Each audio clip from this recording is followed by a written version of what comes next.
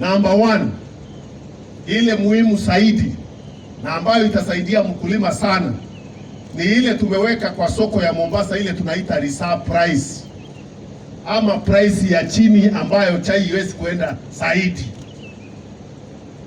Kwa miaka 5 imepita, chai imekuwa ikiteremka kila mwaka, bei inaenda chini kila mwaka for the last 5 years. Najua wengine hawajui. Kwa hivyo mwaka huu ndio ilikuwa chini zaidi ya vile ilikuwa miaka 5 iliyopita. Mwaka huu, unaelewana? Lakini saa ile tumeweka hii reserve price, tukasema na nikasema, hata hawa watu wa media walikuwa wanajaribu kutufanya ikae kama kuna crisis. Wakasema watu wamesusia kununua chai huko Mombasa. Nikasema tutaiweka store mpaka wakati bei itakuwa nzuri, na nikawaambia niko tayari kuweka store kwa miaka 2. Na ni kweli tukaiweka, ikipelekwa isiponunuliwa kwa hiyo bei tunarudisha, na hiyo bei ikachukua mwelekeo. Saa hii inaenda juu kila kuuza inaenda juu. Kwa hivyo bonus ya mwaka inakuja, mtakuwa na mbumu hamjawahi ona, because bei ni saa hii imeanza. Lakini mwaka huu ilikuwa imeenda chini zaidi ya last year, na bonus mnalipwa katikati ya mwezi wa Julai na June, si ndio? Ile bei imefanyika Julai mpaka June. Sasa ile mnalipwa bonus ya mwaka, mnalipwa saa hii ni bei ile ilikuwa katikati ya June ya mwaka huu, na si ndio? Si niko correct? Na ukitazama bei, nataka nisome bei. Najua ni vizuri kuongea tu una facts ile unasema. Hii ni karatasi inaonyesha bei ya factories na vile imeteremka ama vile imeimprove. Na nataka nichukue bei ya Kapkatet. Price ya June 2020. June 2020 ni mwaka gani? Mwaka jana. Ilikuwa $2 na shilingi 10. Mwezi wa June 2021 mwaka gani? Mwaka huu ilikuwa imeteremka ikakuwa $1 na senti 94. $1.94 imeteremka na 7.6%. Na hivyo ndivyo ilikuwa inafanyika for the last 5 years. Ndio sababu kilio ya mkulima ilikuwa ikienda juu, vile inateremka mkulima naye analia, mpaka tukasema lazima tuingie kwa hii soko tuone ni nini, kwa sababu chai kule inauzwa kule nje ya Kenya haijaenda chini, haiendangi chini huko. Ukienda kule tunauza chai huko kwa Pakistan, huko Iran, huko London, huko New York, hakuna wakati inaenda chini kule, na watu wanakunywa. Sasa hii yetu inaenda chini kwa nini? Ni kwa sababu ya uporaji na matapeli kule kwa soko kule Mombasa, na hata kule kwa mafactory vile wanashikana, si ndio? Sasa serikali ikasema lazima tuingilie, turekebishe hii, na tukaingilia. Ndio mliona tulisema chaguaneni upya, kwa sababu wale walikataa kufanya kazi na serikali. Ungefanya nini? Sisi tunataka kusaidia, wao hawataki kusaidia, wanasema hii ni private business. Private business namna gani? Wewe umechaguliwa kusimamia chai, ni ya mkulima, wewe unaikula alafu unaita private business na si yako. Unaelewana? Kwa hivyo reform ya kwanza nimeeleza ni sheria hiyo tukapitisha, ambayo mwa vizuri, lakini kabla ya hiyo tunaendelea na kurekebisha. Kwa hivyo nilikuwa nataka tuelewane mambo ya bonus, na watu wasikuwe na propaganda, kwa wale wa samandi wako na propaganda. Bei imekuwa ikienda chini. Mwaka huu bonus ile inalipwa saa hii ni ya katikati ya July last year na June this year. Unaelewana? Na nimewaeleza imeteremuka, bei ilikuwa imeteremuka by 7%. Ndio hiyo bonus iko chini, because bonus ni ile pesa mmehani kwa hiyo period ya mwaka huo, na ndio sababu unaona sasa kama kwa sasa ile report nimepewa na kulingana na factories Kapkateti sasa mnapata $9 9 shillings and 40 cents kwa sababu ya hiyo kuteremuka. Hii Liten wanapata 9 shillings. Hii Molmul ndio wanapata highest, wanapata 20 shillings 20, kwa sababu maisha gani?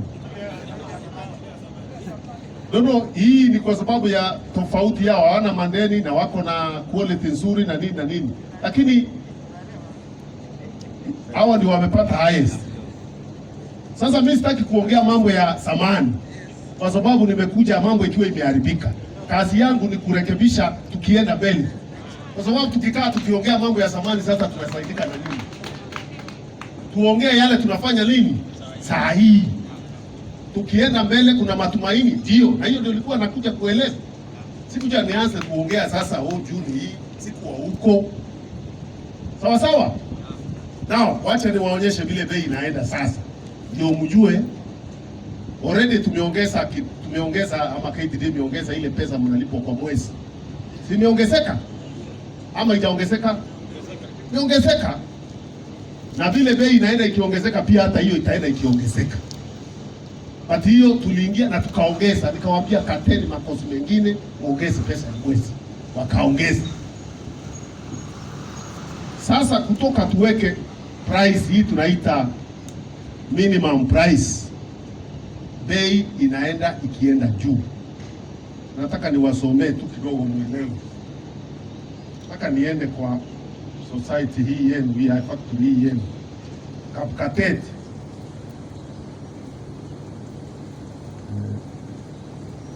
Kapkateti iko hapa.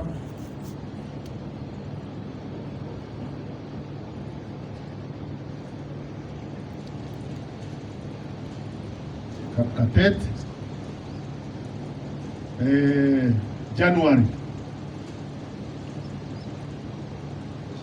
Januari bei ilikuwa shilingi 2,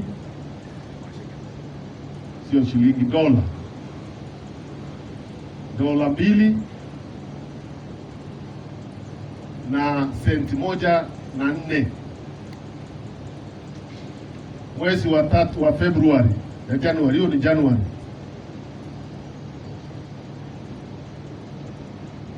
Januari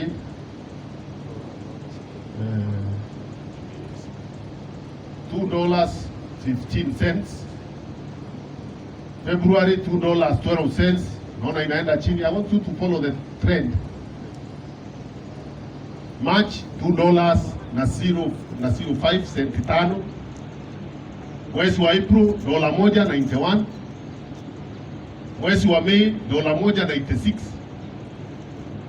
Mwezi wa June Kapkateti nasoma kweli ama mwezi wa June $1.77. Mwezi wa Julai saa ile sasa tumeweka reserve price. Tumeweka sasa reserve price ikaanza kuenda juu. Ikakuwa Kapkateti ikakuwa $1, ikakuwa $1 na 93 cents.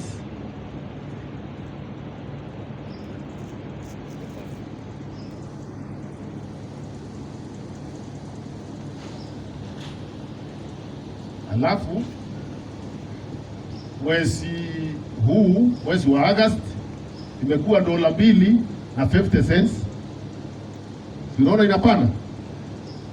Na mwezi huu imekuwa ngapi? Suri wajue sasa. Soko hii.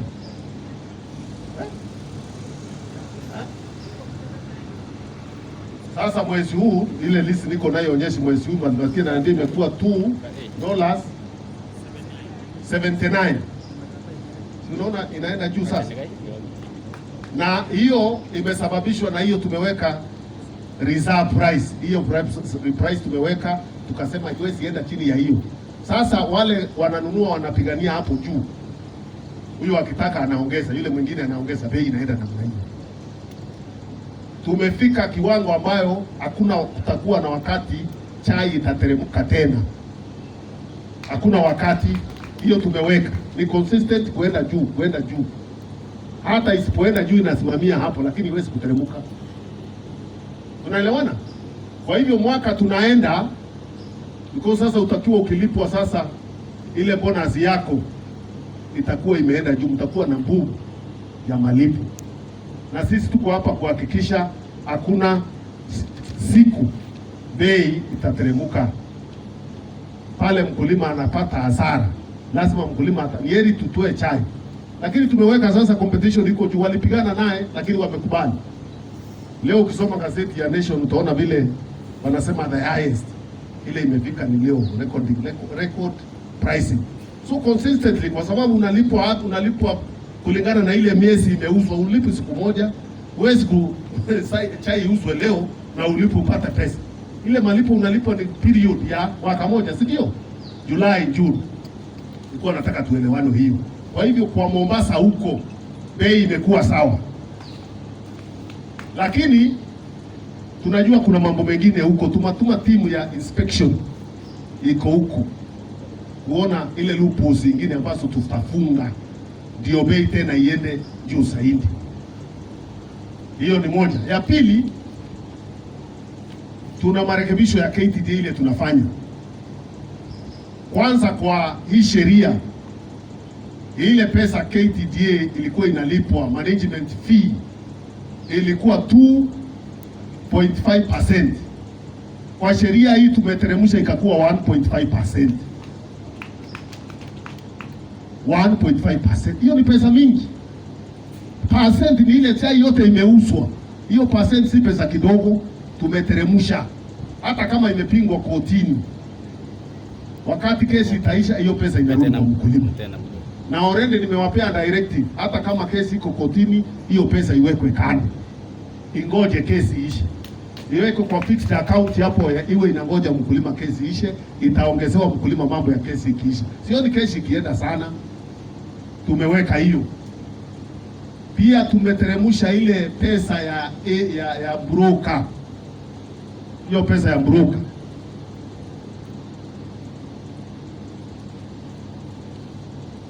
tumeteremsha hiyo pesa. Broker alikuwa na pesa ngapi?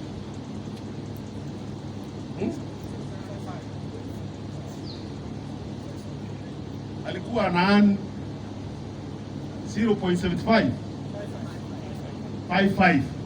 Sasa tumeweka nini? Tumeweka 0.525, si ndio? Tumeteremsha hiyo pia. Hiyo yote inaenda kwa nani? Kwa mkulima. Na hiyo yote tunafanya sio tutalipwa leo, because lazima iwekwe halafu ikatwe kwa miezi hiyo ndio uweze kupata hiyo pesa. Tunaelewana? Yale mabadiliko mengine tunafanya na tumeanza hiyo kazi. Tumesema factory zote sifanyiwe ile tunaita forensic audit zote, na hiyo kazi inaanza, na nimesema imalizike kwa mwezi moja. Orende tumesema team board watafute auditor wale hawajawahi fanya kazi na KTDA, na tutatasema list tuone ni akina nani. Hatutaki wale walikuwa wakifanya nao waende wafanye cover up. Tumesema hiyo audit, forensic audit ifanywe, itasame Kapkatet iko hali gani, walichukua maloni gani, wanauza bei gani, ni wapi pesa inapotelea. Hiyo audit yote inaitwa forensic, itafanyika. Hiyo ndio itatusaidia kujua marekebisho ni gani. Naelewana? Hiyo kazi inaanza, na sio factory peke yake, inafanywa hata KTDA kule juu. KTDA sasa iko na makampuni mengi. Hiyo makampuni yote ni pesa ya mkulima inakula. Kuna zile tutafunga, zile hazina maana, ndio hiyo pesa irudie mkulima. Lakini hatutafunga kabla ya kufanya audit, tujue hii makampuni yote maana yake ni nini, kwa sababu KTDA ikuwekwa iende ikafanye biashara ingine, iliwekwa iende ikasimamie mambo ya nini, ya chai. Sasa wameingia kwa biashara mingi ambayo haina maana, kama hii biashara ndio wanaita warehousing, wanaiweka kama biashara kando. Warehouse ni store ya chai kabla ya uso, kama hii store iko hapo. Sasa mnajenga mastore Nairobi, Mombasa, mnachaji mkulima bei ya juu, mtatengeneza biashara, na hiyo store ni ya mkulima. Kuna maana mkulima hawa analipa store yake? Wakati uko na store, wewe uko na duka yako unaendesha, na uko na store, wewe pale unaweka sukari yako, huo unalipa? Si investment ni yako, ile utahitaji tu ni hivi wa doing maintenance, cost ya maintenance, lakini kulipa kama biashara ati nawe za kampuni separate ya kutengeneza pesa. Ukitengeneza pesa hiyo inaenda kwa nani? Kwa hivyo tunatazama hiyo yote, hiyo tunaita restructuring ya KTDA, na hiyo audit itatusaidia kuona hiyo. Kuna kampuni kama ile iko Dubai ya KTDA inauza chai huko. Ukiulizwa ile chai inauzwa Dubai iliuzwa bei gani, pesa ile mfikia mkulima ni gani, huwezi jua. Ingine saa hii ndio unasikia sasa hata bodi wanafuatia huko. Kuna watu wamepatiwa chai wakauze, hakuna hata guarantee kwa bank, anapatiwa tu enda uza utulipe. Akikataa kulipa anakaa tu, na hiyo chai ni ya nani? Ya mkulima. Kwa hivyo kwa kifupi, pia hiyo tunarekebisha. Marekebisho hiyo ya kukata cost hapo juu, tuhakikishe kuna lean KTDA ambaye haina wafanyikazi wengi, haina makampuni mingi, ambayo haina maana. Ibaki ile tu inaweza kufanyia mkulima ile kazi inahitajika kwa kazi ya kuuza chai yake. Tunaelewana? Ile marekebisho mengine tutafunga hiyo yote, tunafunga mengi. Tumeona pia na hayo yote, nasema tumeketi na hawa director tukakubaliana, sio watu tunasema bila wao wako hapo, kwa sababu serikali haijachukua KTDA. Tunafanya kazi pamoja kurekebisha, hatuchukui. Kuna watu wana hiyo poronjo ati serikali inataka kuchukua. Hapana, peleke wapi? Tuko na shida mingi ya kufanya kama serikali, hatutafuti KTDA tupatie, but lazima tusaidie, kwa sababu serikali imewekwa na mkulima. Ama serikali ina nani? Si ni yenu? Kwa hivyo mkulima akiwa na shinda, lazima tuwe hapo kurekebisha. Kwa hivyo ile nimeeleza, tunarekebisha KTDA kabisa huko, downsizing tuifinye mpaka iwe size ile ina maana kwa mkulima. Tutoe hiyo mafuta yote iwe size ile inahitajika, isiwe na wafanyikazi wengi nini. Na hata huku chini kuja kwa factory tunatazama layers zingine ambazo tunataka kutoa, kama hii mnaita regional manager. Ni wa nini? Ana manage nini? Kuna factory iko region, kuna chai inalimwa region, cost ya chai yote inamalizikia kwa factories. Why do you require a regional manager? Afanye nini? Si ni pesa yako anapora tu. Why do you require anaitwa nini, unit manager na production manager ya nini? Si moja afanye hiyo kazi? Why do you need it? So kuna hiyo audit itafanya rationalization, itasame hiyo mambo ya wafanyikazi wale wanahitajika na value ile wanaleta. Wale hawana maana, ambao kazi yao ni kuongezea cost, watafutiwe njia ya kuenda nyumbani, watafute kazi kwingine, watapata zingine. Nasikia wengine hata multinational huwa wanaajiri wataalamu nini, watachukua hao. Tuna ubaya na wao, lakini mkulima naye pia apate nini? Pesa. Ile ingine audit itatusaidia ni kwa factory pia kuona cost zile tutakata kwa factory yenyewe. Wafanyikazi wale muhimu ni wakani ngapi? Skills zao ni gani? Ni njia gani tutafinya kule vitu inapotelea? Ni vipi tutafunga ile mashimo ya wizi? Hiyo yote pia itafanywa kwa factory, ndio tena pesa ifanye nini? Iongezeke. Kuna hii kampuni nyingine na mmeongea hiyo, hii inaitwa Green Feather. hiyo iko inawapea mkopo kwa bei ya juu sana. Wanasema ni 14%, lakini tukihesabu vizuri naenda hata 20, naenda juu. Kuna vile wana compound inaenda juu zaidi. Tumeongea na hawa tukasema kuanzia tarehe 1 mwezi wa Disemba utakuwa mkipewa loan ya 8%. 8% tumeteremsha kwa sababu kampuni ya nani? Ni yenu. Ulikuwa pesa yenu inawekwa inakaa mpaka mwisho wa mwaka, inafanya trading, then unarudishiwa wewe kama loan. Wewe unaishi kwa loan wewe kaa kwa loan tu. Hiyo pia tumekubaliana na hiyo. Ni mambo ya samani ya madirector wale wametoka hawa, tumekubaliana na wao na tukapeana tarehe 1 mwezi wa Disemba. Nimewaambia wataseme books sao wamalize starting that date. Mkulima yule ataomba pesa kwa green feather itakuwa 8%. Tukikaakaa tena tutaenda mbele, tuteremshe tena, si ndio? Tutafute njia ya kurecapitalize na credit ya ambayo si ya gharama ya juu, tuteremshe tena kama vile sasa kwa commodity fund na ile chere advance tunapewa mkulima wa kahawa at 5%. Tunataka hata ya chai ifike hapo na itafika. Ile inahitajika ni tufanye kazi pamoja. Ni gabo gani nyingine sijasema, si nimesema kila kitu. Mbolea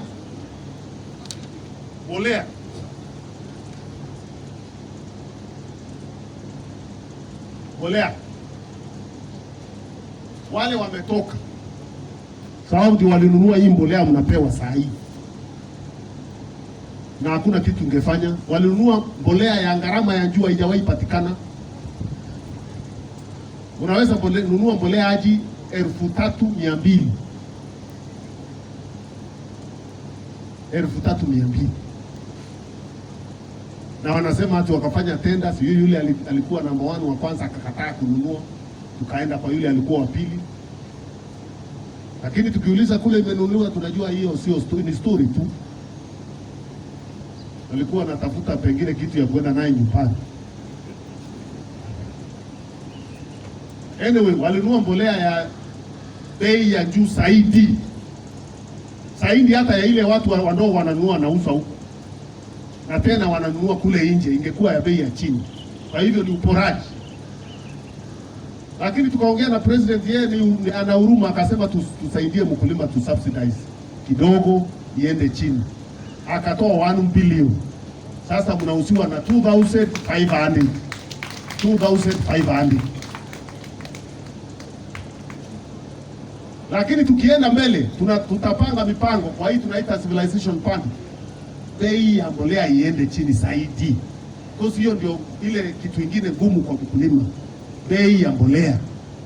Kwa hii stabilization fund tuna set up, ndio kazi yake hiyo ya kuhakikisha mbolea iko subsidized kabisa, iko chini, ndio mkulima naye aweze kupata pesa. But kwa sasa tumesaidia hiyo kama serikali.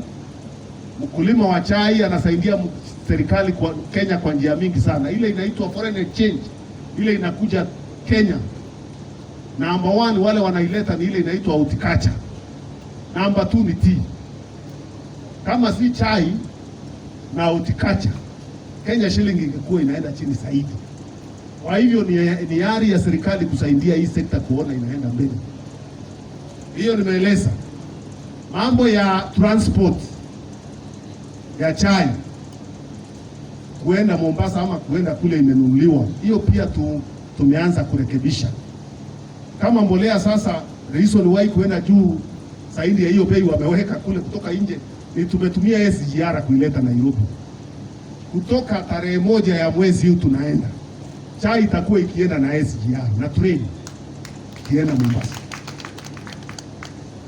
Na kwanza turekebisha zaidi, itakuwa ikienda tu kwa SGR alafu inaenda kule imeuzwa. Kwani inaenda huko kukaa kufanya nini? Ndio tuongeze store hapa, ile haijauzwa isitoke hapa, ndio tuweze kufuata ile imeuzwa ni gani, pesa ngapi, ndio ile ukora mwingine pia ilikuwa hapo iishe. Kwa hivyo hiyo ni marekebisho mengine tumefanya. Ninafikiri nimemaliza. Ya gharama ya juu ambayo inaweka burden kwa mkulima. Hiyo audit itatusaidia kuona vile tutafunga hiyo shimo ya maproject ambayo pengine hata uhitaji. It's driven by people wanting to make money. Tunaelewana? Kuna hata project zimetengenezwa hazijaisha kama hiyo ya power. Hii yenu hapa ya power ilikwama. Sijui ilikwama namna gani? Nani alianza na bei ni gani? Kule Murang'a huko na Meru huko kuna hata za power zilitengenezwa ambazo ukiona kosi ya mkulima ni zaidi ya Kenya Power. Unauliza ilitengenezwa ya nini? Na ilikuwa ikatie mkulima nini? Cost. Kwa hiyo maproject yote tutatazama hiyo na tuone vile tutafunga.